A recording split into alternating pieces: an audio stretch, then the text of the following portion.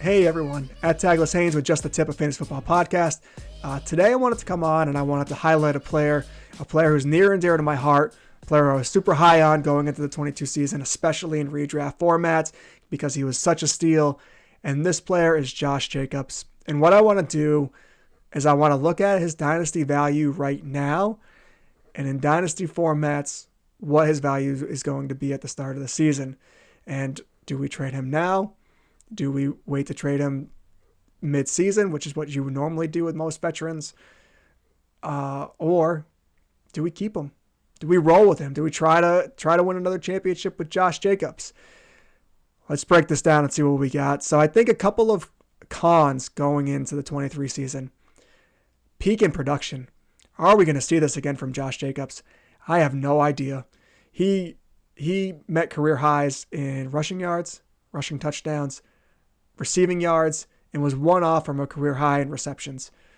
Are we going to see that again from Josh Jacobs? I don't know. He's entering free agency. You're going into running back.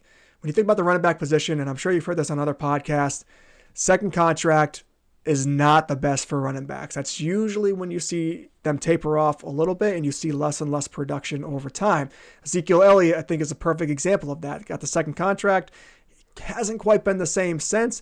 He certainly has been a reliable fantasy asset for the last couple of years, but you missed that peak in value to try to trade him, to try to get the most that you could get for him.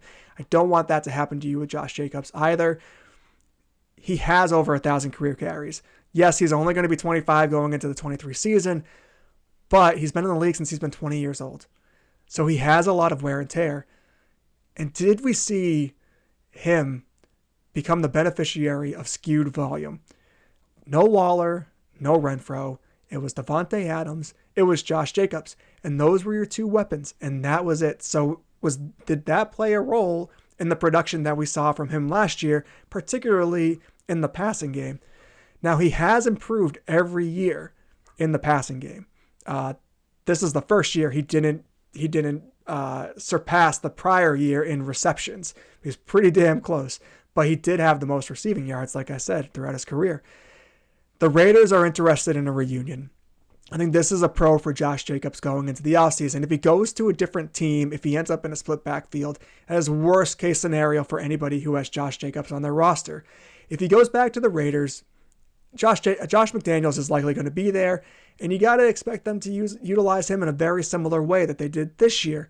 We don't know what that quarterback situation is going to be, but if he's still putting up 1,300 yards and he's going to score 13, 14 touchdowns, he's still going to be a top 10 running back. So you can certainly think about keeping him if he ends up staying with the Raiders, but that's a risk that you're taking waiting for free agency. So I think what you have to do right now, and obviously the deal has to be right, I think you trade Josh Jacobs. And here are three scenarios in which I would trade Josh Jacobs, and whether or not I'm in a rebuild or I'm contending, I want to kind of give you a couple of trades that I would do in each of those situations. So one source that I used was Dynasty Nerds, Dynasty GM. They have a great, this is a great resource. I talked about it on the last video that I did. And you're able to look at trades that people have made across different platforms. In dynasty formats for Josh Jacobs. And one that I really saw that I liked was if you're not necessarily rebuilding and you're confident with your team and you think you're a contender for the 23 season, but you're just concerned about Josh Jacobs and what level of production he's going to give you this year, tear down. Trade for a Travis Etienne plus. This is a trade. I saw Travis Etienne involved in two different Josh Jacobs trades. One of which was Travis Etienne and a 23-second for Josh Jacobs. If I have Jacobs on my roster, I'm making that trade. I think Travis Etienne is a player that could probably produce just as much as Josh Jacobs over the next 1 or 2 years. And then he probably has another 3 or 4 years left in the tank versus Jacobs, who you're probably seeing the last 2 years of his peak here. Plus, you're getting that second round pick in a pretty deep draft class. So that's a deal I'm willing to make.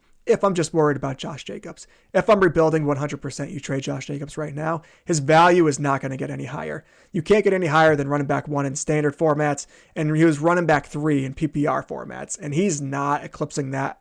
I would bet a lot of money. I put my mortgage down that he does not eclipse running back 3 in PPR formats throughout the rest of his career. So I'm trading him right now, if I'm rebuilding, for at least 2 first-round picks. He's probably worth closer to 3 first-round picks. But if you could do 2 firsts and a second, if you can add just a young receiver like a Christian Watson or something and 2 first-round picks, that's a trade that I would be willing to make if I'm rebuilding for sure. And then if you want to contend, if you're like, I need to trade this guy and I want to win a championship, and I'm gonna just go out there and I'm gonna buy the best player that I can, Jonathan Taylor right now, his value is at its lowest, and I don't expect to see that ever again in his career. I think he certainly has more upside than Josh Jacobs. I would trade Josh Jacobs and a second-round pick for Jonathan Taylor today, and I would be very happy with that move. So, listen, let me know if you think I'm wrong. Let me know if you want to hold Josh Jacobs. Let me know if you traded Josh Jacobs and what you got in return for him. Let me know. Comment, and we can have a conversation about it. And like and follow us, Just the Tip of Fantasy Football, on YouTube. We're on all audio platforms. And look out for more short videos in the future where I'm going to be profiling some more players and what their value is for the upcoming 23 season. It was nice talking to you guys, and we'll see you next time.